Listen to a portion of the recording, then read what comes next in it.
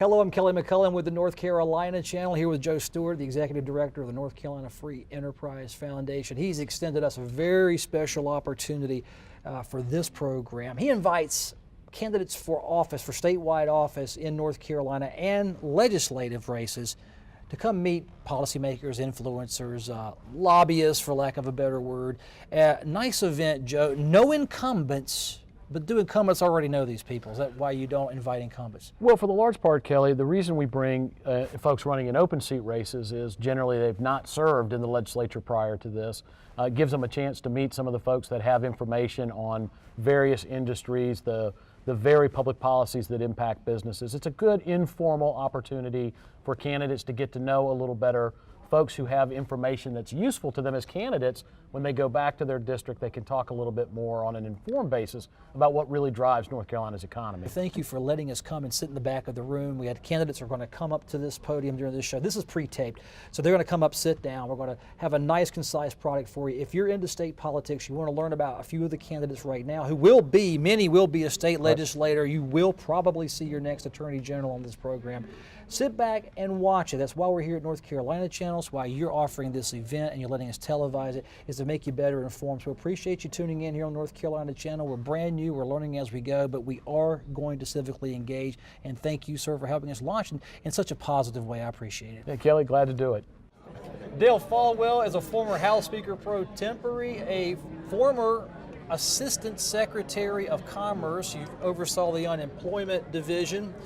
And now you want to be the state treasurer from the Republican Party. Thank you, sir, for a few moments of your time. Well, thank you for doing this and educating the people of North Carolina about the importance of the North Carolina State Treasurer's race. Well, we've covered a lot of issues together because you were in the House, then you helped out with the unemployment fund. But now as treasurer, it must be a different challenge. What do you see going in if you can get elected? Well, it's actually very similar. Your viewers are comfortable with me fixing things over the last 10 years. And that's what obviously needed to happen at the unemployment agency, where we were able to pay off $2.7 billion in debt and build $1 billion surplus in 30 months, which produced about $600 million of tax relief for North Carolina employers. But now we have a bigger problem in North Carolina called the unfunded health care liability for our state health plan, which is not $3 billion, but almost $30 billion. And I intend to take my talents and my skills and the experience and the trust and the accomplishments that I've had in Raleigh over the last 10 years and apply it to this important position. How does the state health plan, according to you, suffer under a $30 billion unfunded mandate, liability mandate? Not only does the state health plan suffer, but the participants in that plan suffer. And all the other core functions of state government over the next 10 years are going to suffer unless we fix this problem. You know, the state health plan is the largest purchaser of health care in North Carolina. The state treasurer is the largest investor of money in North Carolina. And it's incredible that we have this important office and it impacts people's lives in so many ways. You know, often people ask me if the state treasurer is the one that signs the $10 bills. And we don't sign dollars and we don't sign paychecks, but we have a lot of responsibility for preserving our AAA bond rating and conserving the important monies that belong to the taxpayers of this state. If you were treasurer right now, would you support the letting or the consideration of bonds that we're going to vote on in March? Well, the state treasurer's office obviously has a responsibility in issuing those bonds. I'm very pleased at the fact that this bond referendum is going to the vote of the people. And I think that any time that the people are going to have debt put on them, that the voters should have an option to vote on that. How do you feel about the state retirement pension? A few candidates that for treasurer talk about that. You're the first to talk about the state health plan, but what kind of shape are we in for retirees? Well, compared to other states, we're in good shape as far as the pension plan, but our assumptions about what those monies will earn or have earned are unrealistic. And I intend to do a better job of explaining to all the participants, the taxpayers, the retirees, the active employees, the General Assembly, about ways that we can get more realistic about the earnings expectations of the state pension plan. My perception is state government, in terms of employees, may be getting smaller to a degree. How do you maintain the pensions, the state health plan, as employee ranks drop, but we have a bubble of retirees, baby boomers, who are stepping out of the state system? And I hear it's going to be a huge bubble in the next 5 to 8 years. It's going to be a huge bubble. I mean, you know, no governor, no General Assembly has ever had to deal with a more broken unemployment system. And no governor, no General Assembly is ever going to have to deal with a more broken state health plan system. At the end of the day, this is about listening. Leadership is about listening. And as I've done over the last 10 years in Raleigh, I've listened to try to fix the things that are impacting North Carolinians. You know, you can't fix something, as all these candidates talk about, unless you know how to take it apart to understand it first. You can't lead unless you listen. And you can't call yourself a conservative unless you've conserved something. And I've done all those things in my last 10 years, and I look forward to applying those skills to the very important office of State Treasurer.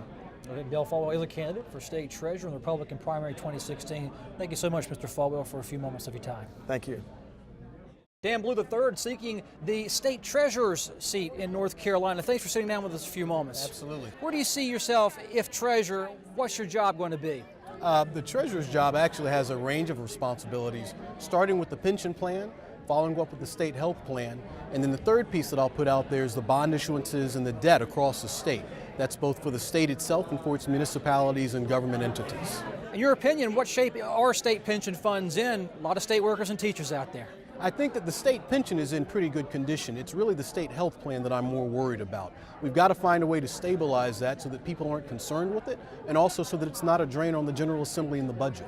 Do you have a strategy for lowering health care costs, or do you think the spending increases, the overages, are in the bureaucracy and the administration of the state health plan? I think it's going to be a mix of many things. I mean, across the nation right now, people are worried about health care spending and figuring out a way to bend that cost curve to make it more affordable. Whether it's the Affordable Care Act, the expansion of Medicaid, or any number of things that private enterprises are doing trying to get their control around that. We've got to look at all of them and find a way to secure this for the state employees. If you're elected, how active do you see yourself crossing the street to the legislature to try to influence policy as opposed to administer the laws as passed by the budget writers? I'd say it's a mixture of both again. I'd say quite a bit just to make sure that they understand the implication of the budget on our ability to raise money and on our ability to make sure that our finances are secure and in good condition. So I won't say it's persuading them in a partisan sense, just making sure that someone's keeping a watchful eye on the ship. You brought up bonds as part of your first answer, and it's an interesting time for bonds because Republicans are going to allow a bond to hit the ballot. Taking on more debt for this state in this economy, good or bad, I don't know how you think of the economy, but what do you think of that? We got some money going out if the voters approve it. I think it's good. We have borrowing capacity. The real question is where we're spending that money. I would have liked to have seen a little more investment on the state highways to make sure that our infrastructure is solid, but this first tranche of debt is very good. It'll go into some good places. What kind of condition is Janet Cowell leaving the Treasury Department, the state, and the state employees and those receiving a pension? I think she's leaving it in excellent condition. I couldn't be happier than to try to follow her up, continue the good work she's done. There are some areas that need to be addressed. There's a fraying relationship with Scenic that needs to be repaired. We need to make sure that everyone's aware of the actual condition of where the pension is, where the health care plan is, and what we need to do to make it better. Well, there's tables back here waiting for you as a candidate to meet with some of the advocates and lobbyists and other important people to help craft Raleigh policy. Dan Blue III, candidate, Democrat for state treasurer. Thank you so much. Thank you.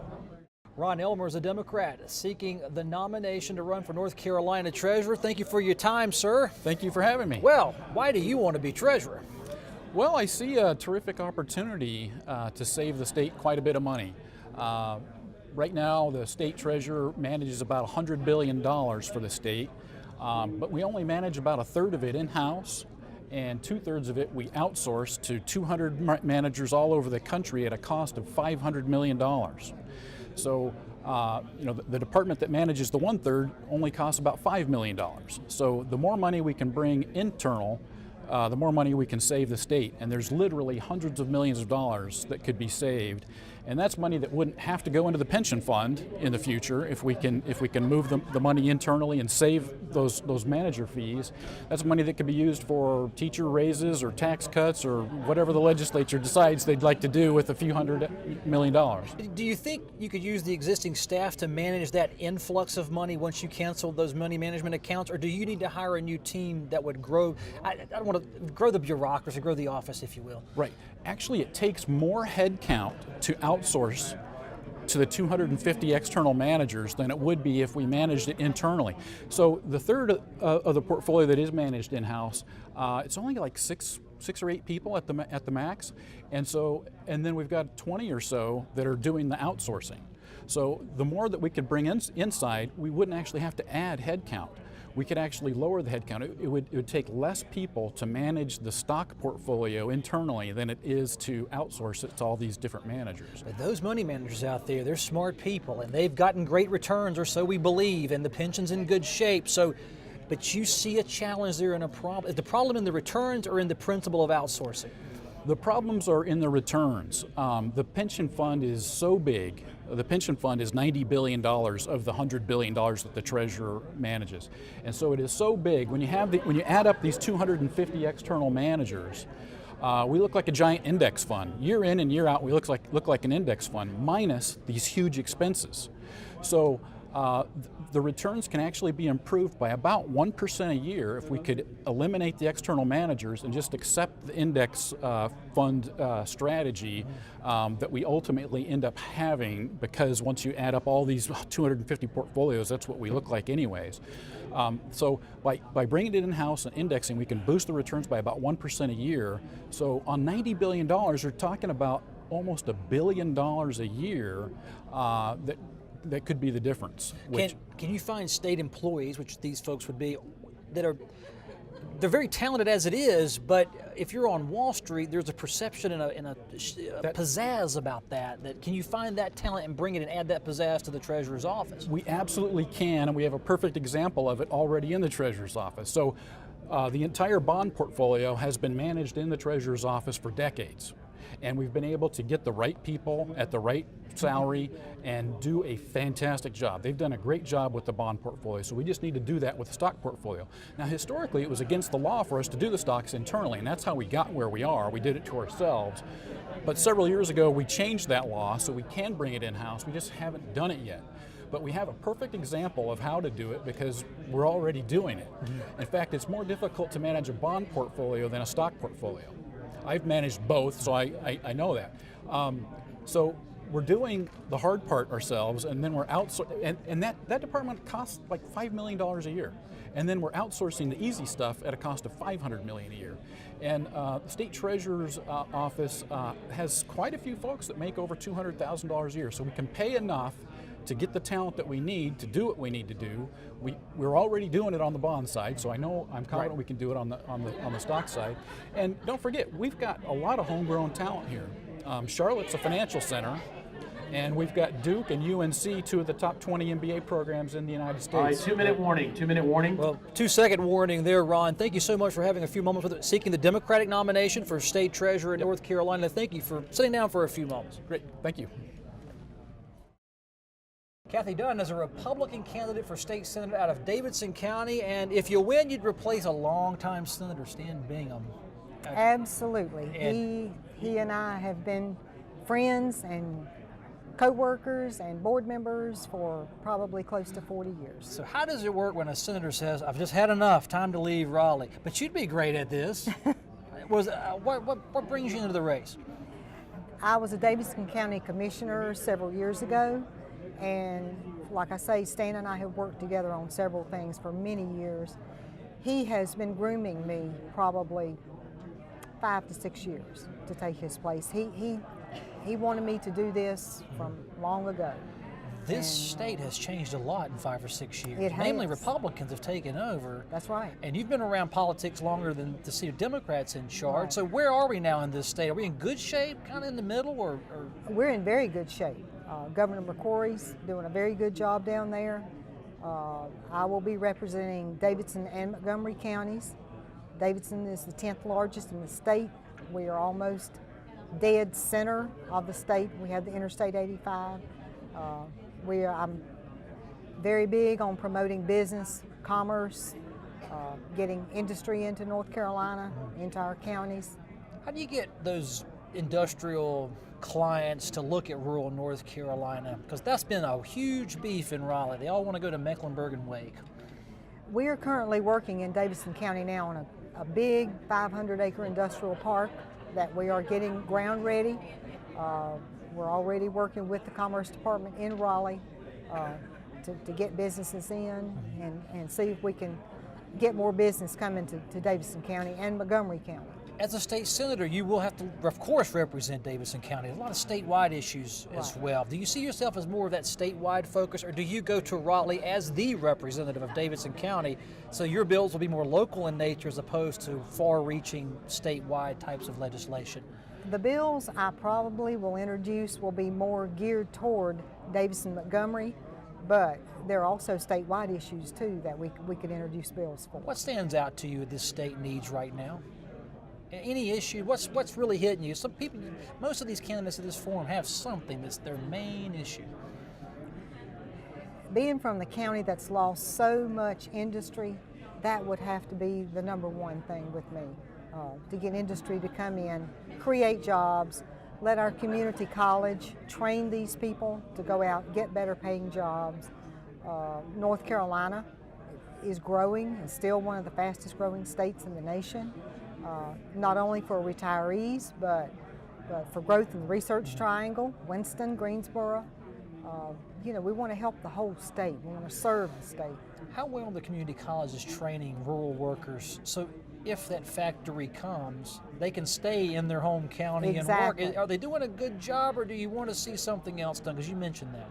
Our Davidson County Community College has done an excellent job of training workers of the new industries that have come into Davidson County, and they will continue to do that. The college is growing. It's a great college, great college. So it sounds like you feel good about, if you can win the general election, you feel good about where Mr. Bingham has left his district, that you're just going to continue the work he's done as opposed to be a more reform-minded candidate. That's correct. We are basically cut from the same cloth. That's why we work so well together.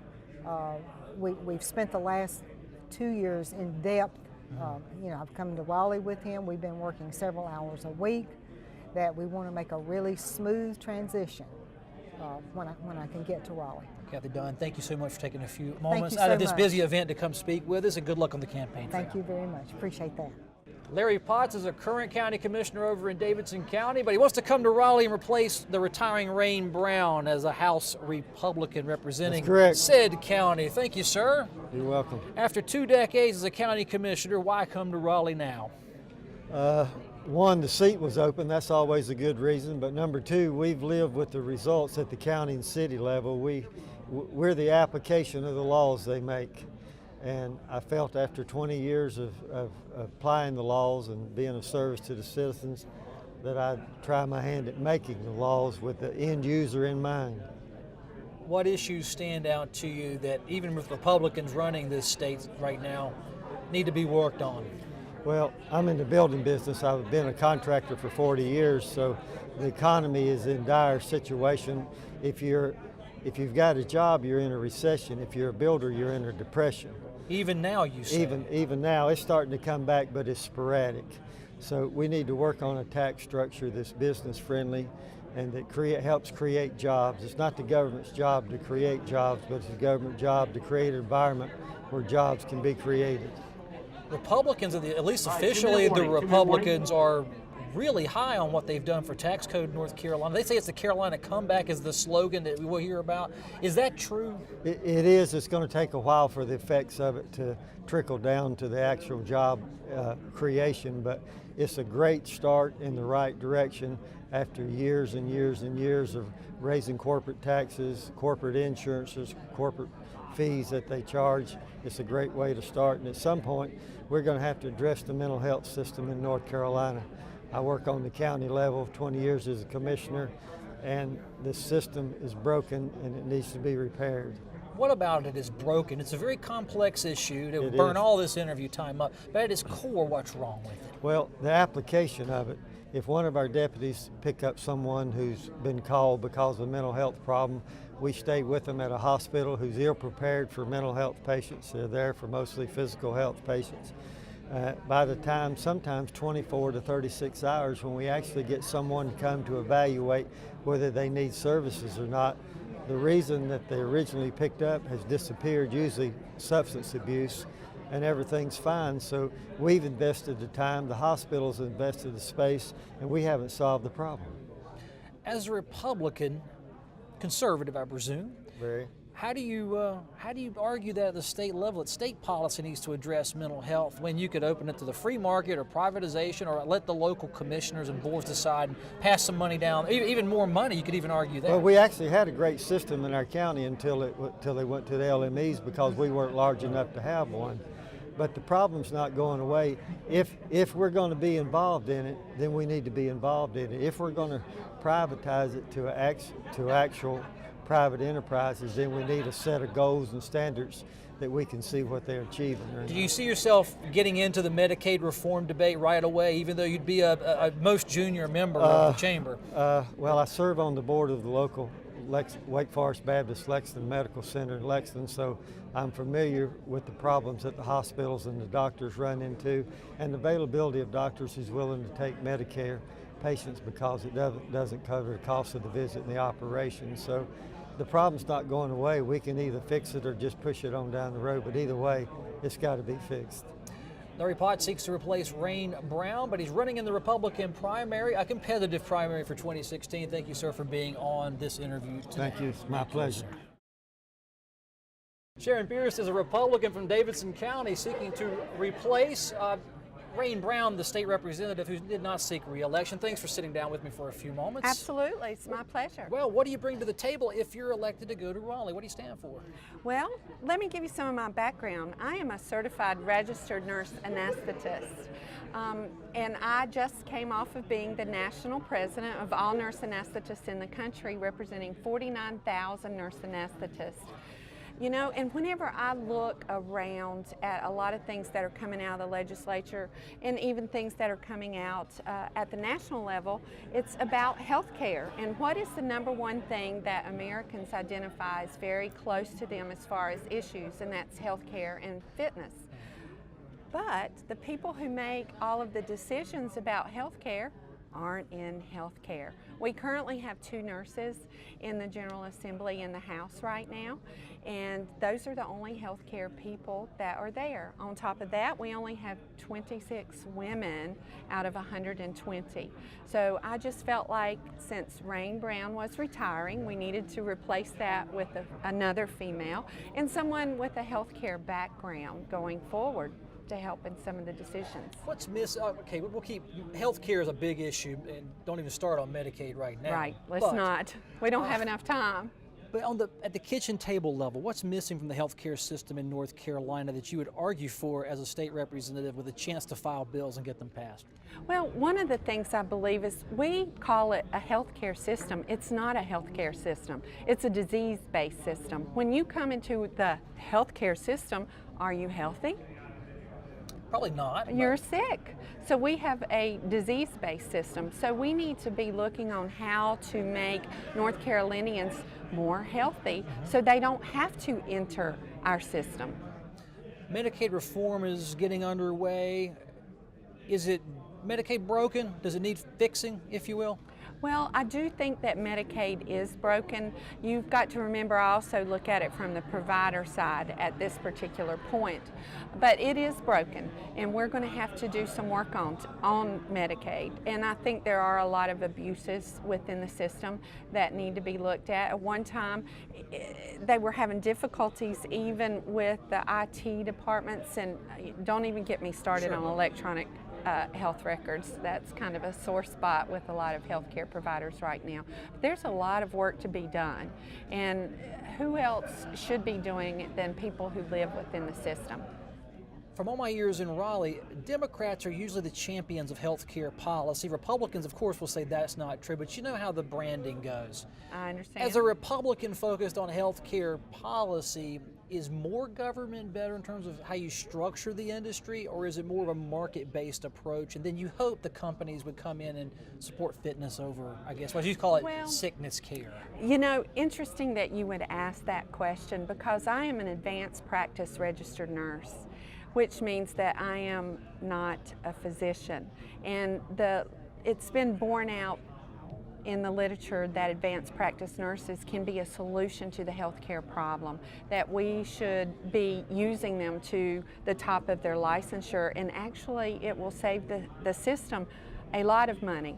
I just have been in Washington, D.C. working with the VA about allowing advanced practice nurses function to their highest authority. And even using nurse anesthetists, we can save the Veterans Administration $105 million a year. Well, I know that sounds like chump change, and some people... You can take it down to state level, you think. Exactly, exactly. And allow everybody to function to the top of their licensure, and we can save the system lots of money. Now, you know, that sometimes has not resonated within the Republican community, and I hope as someone within that community, as a Republican, I can give voice to that. Sharon Beerus, you're on the ballot, and you could be coming to Raleigh next fall, or next January at least. Absolutely. Thank you so much for sitting down with us for a few moments. Tyler Forrest is a Republican from Davidson County looking to replace State Senator Rain Brown, who did not seek re-election. Fresh seat, fresh start for Davidson County, and if you win, what you going to do in Raleigh? Oh, goodness gracious. Well, I feel like there's not enough citizen representation. Coming as a career fire captain, there are 0 emergency services personnel that are serving in our state legislature that are active. I teach at the community college. I'm also a small farmer and a small business owner. So that gives me a wide gamut of experience base that I could bring to Raleigh and respectfully serve my peers with a huge array of ideas and different sectors of experience. What is missing by not having there's an old sheriff on there, next sheriff, but having more first responders as legislators? What's missing from the public debate? I've seen a lot of bills with first responders, and they're generally very bipartisan, loved by, you know, they fly through this General Assembly. The problem I see, I've got a master's degree in Homeland Security. We have got to have people that have experience in public safety to be able to target and protect the state against domestic and international threats. Right now, currently in our legislature, we have to rely too much on third-party hearsay and what does this agency recommend. If you could have someone in a committee that actually serves in the field, you could offer insight that is paramount to making policy. So you would help make the House, at least, more informed at the ground level, is how you're saying. Absolutely. But they pass bills and they debate bills over several months. Yes. What kinds of legislation do you want to run? They call it running it as a House member once you get there. Is that something that your experience will help you write better legislation, or do you want to just serve the House as a first responder? Well, I'd like to serve the House as a first responder, but I could offer critical insight in the committees that you serve on. For instance, the Emergency Management Committee, offering direct boots on the ground experience to that committee would be critical to creating legislation, creating policy that affect all the public servants. Right now, how's the state doing in terms of Homeland Security? As a state policy, we know where the feds are coming from. I will tell you this, North Carolina has one of the most robust emergency management departments in the nation. It is a pinnacle, it is a shining star of the state of North Carolina. So we need to continue to strengthen that. And that involves funding, that involves proper legislation, and that involves experienced people with boots on the grounds telling us how we go forward. Is there a big disjoint there between those who pass the laws and hand that money down to the local first responders and the first responders who spend the money and buy the equipment? Absolutely. Is the money being spent well at the county level, or could it be done better? I will say, having received federal funds, that it is implemented very well, but there are ways that we can improve it. For instance, let me say this, rural fire departments within our far western regions and maybe in the Sandhills communities oftentimes do not understand how to apply for benefits. So having a legislature that recognizes weaknesses within the current system, not only could I help promote, get them funding that they so desperately need, but they may not know the process to go through to get that funding. So I can recognize those that are having trouble and bring that to the forefront. Well, Tyler, good luck to you on the campaign trail. It'll be rough and tumble. The Republican primary is a big one in your county. Good luck. Nice to meet you. May we see you in Raleigh. Pleasure to meet you. Thank you. North Carolina Channel is made possible by the financial contributions of viewers like you who support the UNC-TV network.